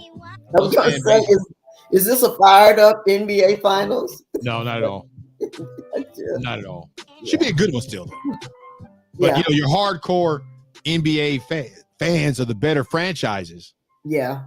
They're out. So they're not interested. Let's see if Denver and Miami, let's see if their fan bases can create national attention and buzz, get those numbers up. Let's see. Did LeBron play for Miami at one time? Or is that just he won 2-3 championships with Miami. That's also why he left, right? Because he went back to Cleveland. Yeah. Okay. He wanted to go back home. Yeah. I think he won 2 or 3 in Miami. Yeah. And went to Cleveland. Yeah. And beat the Warriors, the 73-9 Warriors, who were up 3-1. Yeah. Yeah, he came back and beat them. He came back, not the team. No, it wasn't the team. LeBron James. God. And I'm not a LeBron James fan. Yeah. I'm a LeBron James fan of the man, LeBron James. Yeah. I think it is very difficult to do what that young man is doing in life. Yeah. Without getting caught up the way so many people have gotten caught up. Right. Again, young man has been with his woman since high school. Yeah. How many superstars can say that? Mm-hmm. He's been with the same woman. Mm-hmm. No news breaks of extramarital affairs, babies out of wedlock, domestic violence, none of that. His wife, she ain't out there shaking it fast, watch it shake. She ain't out there trying to draw attention to herself. She just wants to be the best mom to her husband's children and the best wife to her husband. Mm-hmm. And yet she gets nowhere near the appreciation of a reality basketball wife who was actually never married to the person that they're actually on the show supposedly representing. Never. Other than Jackie. I don't even know who that is. The older woman. Oh. Yeah. She's been married. Her husband was an NBA star. And I stopped watching. I stopped watching. I used to write for the Hinterland Gazette. Yeah. Yeah. And one of the things that was my role in writing for the Hinterland Gazette was to cover reality TV shows. And one of the reality TV shows that I was tasked to cover during its initial run was the Reality Housewives of Atlanta. Oh gosh. And I built relationships with some of the husbands. I never built relationships with the wives, but I built relationships with the husbands. Yeah. How many husbands were there? Not that many. Well, there was Peter. Yeah. And then Brother Leaks. Brother Leaks was the dopest. He and I used to have good conversation. Okay. Rest his soul. I used to wonder, dude, how do you really handle this woman? Can't be like this in real life. Who was he married to? Nene. Oh yeah. Oh, that's right. Leaks. Yeah. Brother Greg. Greg. Yeah. But I remember thinking, this show is not healthy for Black women. No, it's not. Because I don't know any professional Black woman who, if you put them in a room together, a fight would break out. All the time. But yet on this reality TV show, this was like the norm. But you can watch some of the other ones, Real Housewives of Orange County. They weren't doing that. Well, not at the episode racial, it was happening with Atlanta. Yeah. It just didn't make sense. So, when we come to the issue of relationships, let's get to segment 3. Okay. Why does cohabitating? Why does it look so enticing? Why does it look so much fun? I think about Usher. Fun. You Yeah. make me want to leave the one I'm with, start a new relationship with you. That sounds like the number one soundtrack for the cohabitator. It is the excitement of the new, the potential for the new, But rather than the same old, same old. But what makes somebody here's when I hear somebody say, and I'm talking about you because you're saying what I hear. Yeah. What type of individual thinks same old, same old? What's wrong? That same person wants somebody to be consistent. Yeah. Isn't consistent not just another word for the definition same old, same old? But look at the society. It doesn't have to be boring. I'm not saying it does. It has to be. We're not talking about domestic violence. We're not talking about. Right. We're not talking about the negative. I'm not talking about the person who's in the third relationship because the first two you had beat the hell out you. Right. Then maybe we might need to think about your choices because maybe I like Halle Berry, but there's something wrong with she gets dumped every time. She has a type. I'm just saying. She has a type. I'm just sitting up and I'm like, am I a hater of the cohabitator? Because I'm not unhappy. Now, if I was unhappily married and I kind of wanted me some conjunction function, what's your, hooking up words, phrases, and if I wanted to be with somebody else and I didn't want to be with my wife because she's boring as hell or she's no longer, worth the arguments we're having, maybe I could consider myself a hater, but I'm not. Yeah. I love my wife. That doesn't mean I don't see beauty in other people. I want to be very clear. But I love my wife. Yeah. I don't get, and I think I love her because one of the reasons we've lived a life. Yeah. And it ain't been all peaches and cream, although I've never eaten peaches and cream together. It's never been roses, although roses smell like boo, boo, boo, boo. I'm just saying. Lord Jesus. Okay. It ain't been, it has not been, we say this, Donna. Yeah. Marriage hasn't been perfect. Mm-hmm. But maybe it is perfect because part of perfect is being able to grow from seasons of imperfection. Right. Right. The idea of you complimenting with an E, not an I, complimenting one another. You I don't want to say fulfill, but you mesh, right? Even in those down times, there's that connection. There's that meshing together. But we live in a society where what did the Isley brothers say? It's your thing. You can do what you want to do. I can't tell you who to sock it to. If you get tired of this individual, they no longer are scratching that itch the way I want it scratched. And maybe I'm bored with the way they scratch. And so now I'm out there looking for someone else to, I'm excited now because I have the potential. There's a new way of scratching that itch. Do you know what the power of marriage is? I'm glad you brought that particular example up. Mm-hmm. The itch and the scratch is not the same. Right.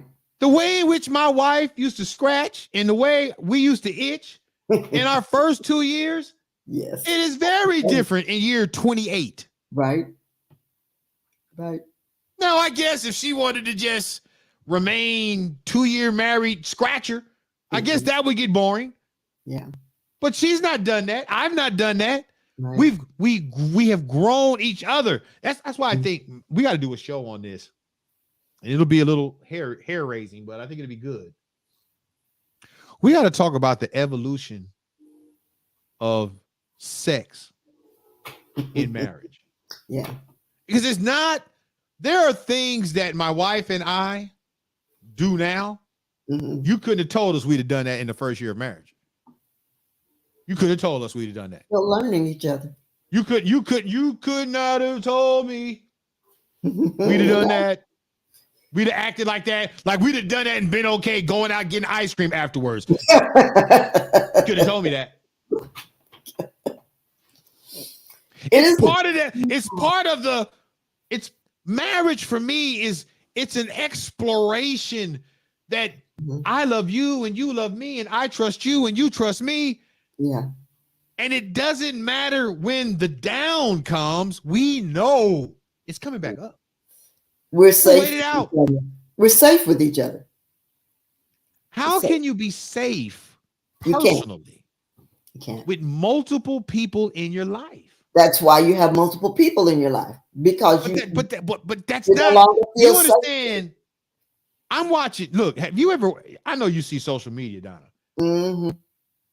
Isn't it interesting the people who claim to be so happy on their third marriage or 15th relationship are the same people who are quick to talk about their ex? Yeah. You're still attached.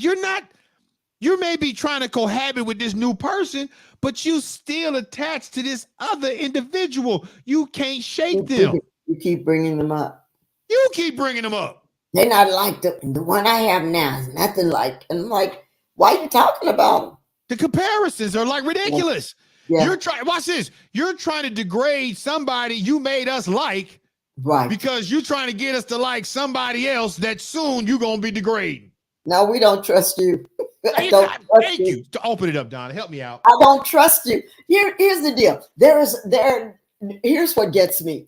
You got these posts and you're presenting the relationship and what we did, and you're having such a great time together, and there's this build up. And then one day they just disappear. They're gone. Nowhere to be found. Nothing said about why, no pictures anymore, just gone. And then the next thing you know, I found the one who fulfills and brings what I was lacking in that. And I'm like, but that's almost the same thing you were saying about the one that disappeared. Thank you. So you helped me. I found out why I'm a little irritated by it.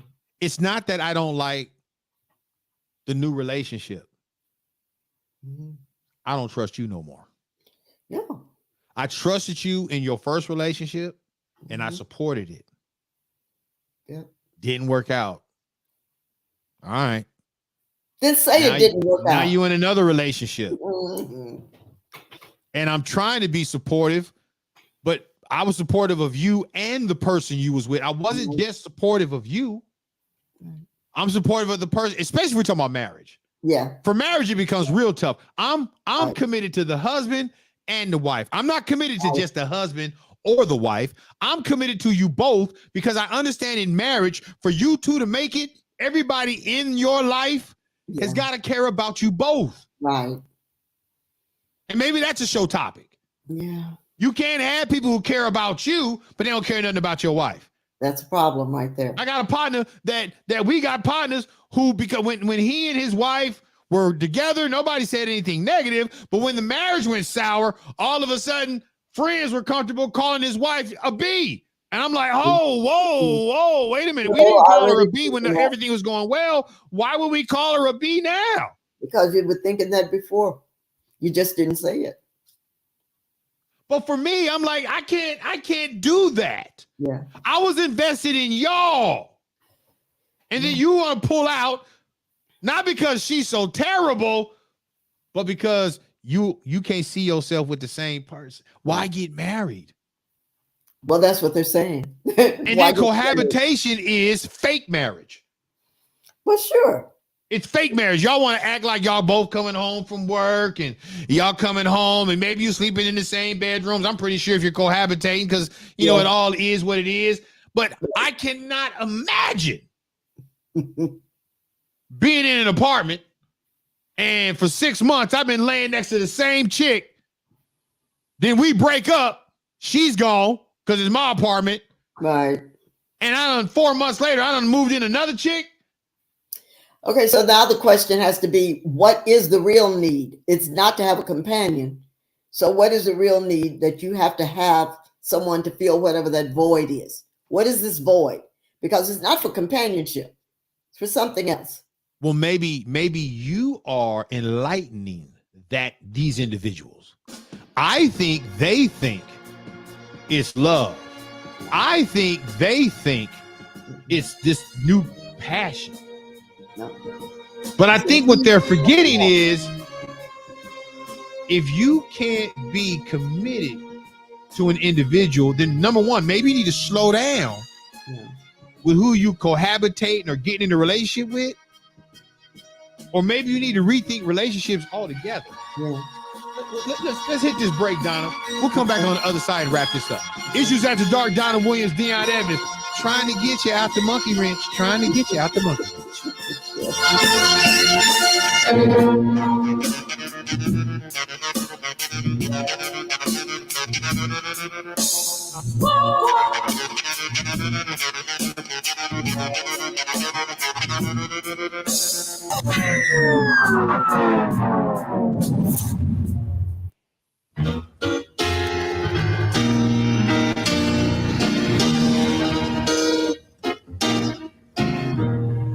My life was torn beyond repair.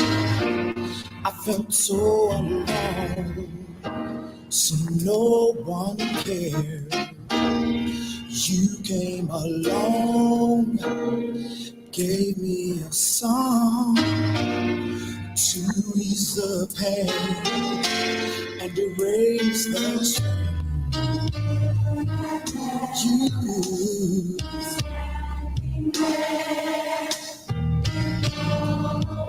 with no one, but you promised me.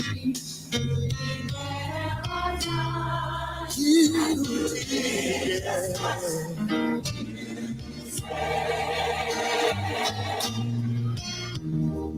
Against all odds, I made the choice to give you my trust. Now I rejoice. You answered my prayer, not a moment too soon. The word I embrace, my sins you erase. You could have left me alone with no one to take you from me. You'd be there. Oh, and you did just what you said. I gave it up. Oh, I let it go. Oh, you brought me through. Now I'm brand new. I said, have your way. So you promised me you would hear my plea, and you did just what you said. Against all odds, I made the choice to give you my trust. Now I rejoice. You answered my prayer, not a moment too soon. Yeah.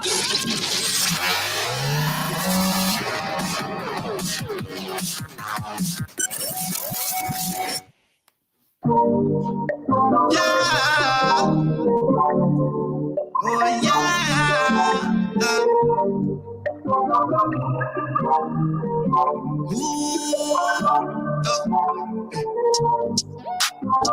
Issues After Dark, Donna Williams, Dion Evans. I forgot to comment on Donna's silky hair. Just all What can I say? silky. My silky hair. Yes. I gotta thank you because you in your comment on our topic in segment 3, you helped me understand where because I was wondering, am I jealous? Am I just mad that they got somebody new? Am I just mad that they're in a new fun situation? And I thought, no, that's not what it is. Because I knew it couldn't be. Because I don't desire. I told Letitia straight up, if something happens, I'm not ever getting married again. I'm not. And I'm not. And let me tell you something else I'm not going to do. I don't think I've ever said this. I'm never going to floss another woman. If something happened to my wife, and if I started dating another woman, she would be secret. Oh, yeah. She will never get the level of public adoration. She wouldn't deserve it. And that's why I will never be in a relationship. I'll never get married again. Yeah. Letitia has the exclusivity tag on that. I will never, ever, nobody deserves to be married to me. Nobody. I can't even imagine. This is my my second wife. That didn't even sound right. Who even says that? A lot of people. And if you are the second wife, how do you? I guess the second wife, because anybody can make a mistake the first time. Right. I'm more concerned about the third. The third, we're now in gross errors. The second wife could be a correction. I get that one. I can't get mad at that one. Sometimes people get married wrong. Sometimes people were pressured. Sometimes people forced in marriage. But somewhere down the line, they got out of it. Yeah. Now they got to make a choice. And maybe that second one, that's their real choice. And I'm good with that. But now when we go to a third one, that's a little different. But what you help me with is that my concern is you're my friend. I'm invested in your life. I can't trust you. I don't know how long this girl's going to be around. How do I start liking her? How do I start embracing her? How do I start looking after her as if I should look after her as a friend would look after her if he wasn't around? Right. How do I do it? I don't want to give my resources to somebody who's really just a response to you being mad about the last one not working out. Well, here's the thing that as we've talked about this second one that comes along and you're being a friend to the second one is I could trust you more if you gave me a quote unquote the pain of separation from this first one instead of just erasing them as though they had never appeared. You've made a big deal out of them, and now you brought me into this relationship. Now all of a sudden they're gone. I saw a video, a man who does these videos like Darman is not Darman, but he does videos, behavior, those kind of videos. And he and this woman were together, I don't know, maybe 4 or 5 years. They did a video announcing they were breaking up because they had brought people into this relationship. People had bought into the relationship. They believed in the relationship. And they came to them and said, in our pain, we didn't want to just walk away and you're not know that this is where we are. This is what's happening. We were here for each other in this season. It is no longer working for us. And these are my words. And though I thought, gosh, that took a lot of courage to do that, I saw the point of it. They didn't just suddenly she was gone, no longer around. And now people are wondering, well, what happened? Because we believed in you. We believed in what you were presenting to us. You were rooting. We were rooting for you. Now we can also feel the heartache of you having to say it didn't work. We're heartbroken. We don't want it. But you at least are saying to us, we were there for each other to see. That's not the way social media works for the most part. The person just disappears, they're gone, and it's like. But I guess what I don't like that you publicly at a time was so excited about this individual. Now you're publicly tearing this individual down. Watch this, Donna, after you blocked them so they can't read it. Right. So now, again. So you blocked them so they can't read it nor respond. And so now you pontificating and popping off at the mouth. Yeah. I don't know. I mean, I love people, and I love people to love each other. And if it doesn't work, okay, nobody's asking that which doesn't work to stay stuck. Nobody's asking for that. But just can you cool it on the this is the best thing that's happened? Can you cool it on the I found my Ruth? Can you cool it on I found my cut this? Come on now. Just stop. You know what? I think we are too open with relationships on social media. We tell too much. We show too much. We paint this. We forget too much. Yeah. You forgot. Yeah. We was liking your post. Yeah. We was hearting your pictures. We were celebrating your cruises. We were excited for your day trips.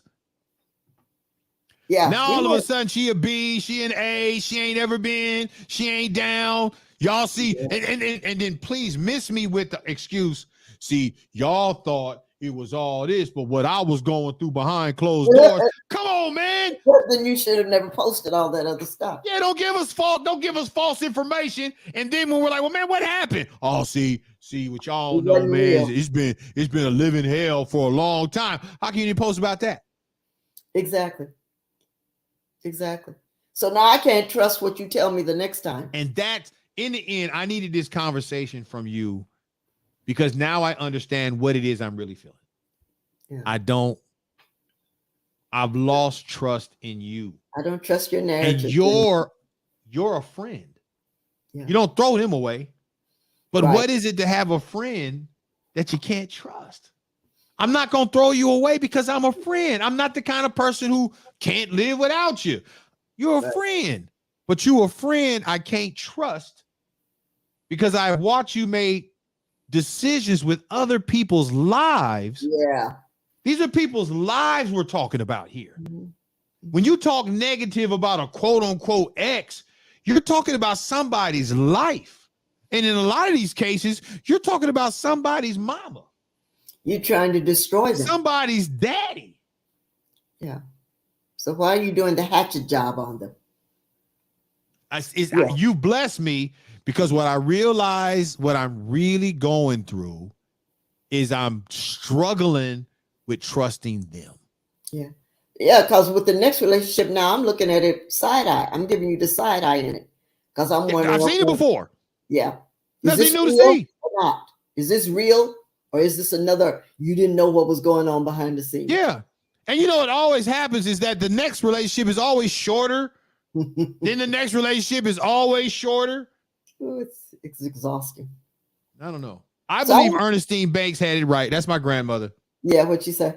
If you're not good company for yourself, yeah, you ain't going to be good company for nobody.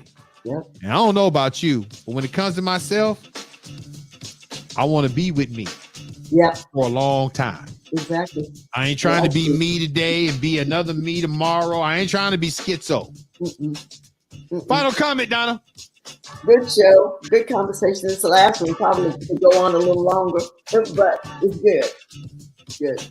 We didn't even get into what the preacher preached about. Maybe we'll get into that. We'll get back to that next week because we had Memorial Day. Right. But y'all bless us. Continue to support what we're doing. And we'll see back live on Thursday. We'll have Letitia in studio with us. All right, good night, and God bless you.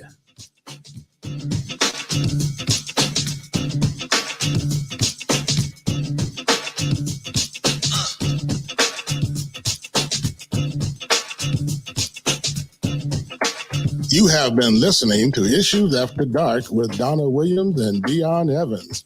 Follow updates regarding Issues After Dark on Bitter Cup Media. Follow Bitter Cup Media on your favorite social media platform.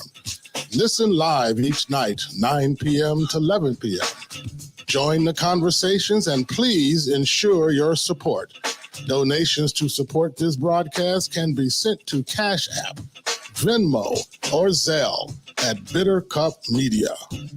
And as our hosts would say, good night and God bless you.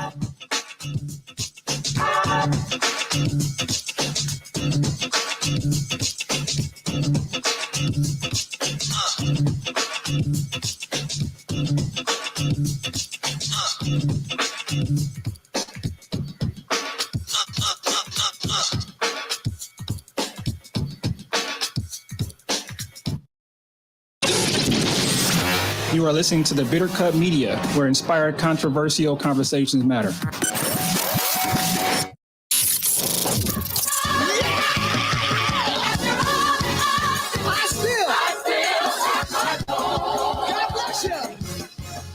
Thank you for tuning in to Bitter Cup Media for your broadcast news.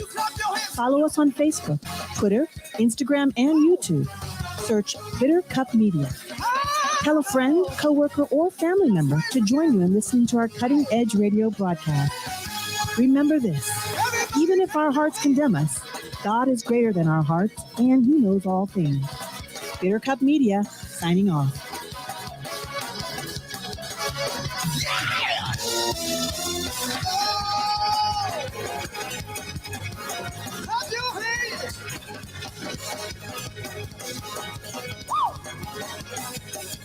Clap your hands, everybody. Praise Him because you're still standing. Praise Him because you're still here. Praise Him because all things work together. Hey, y'all clap your hands. Let's celebrate. Let's dance in here. Come on. Oh.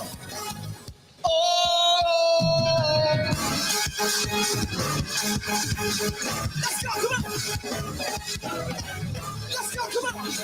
Let's go, come on. Let's go, come on. You're not jumping. You're not praising. Oh! Yeah! Yeah! Yeah!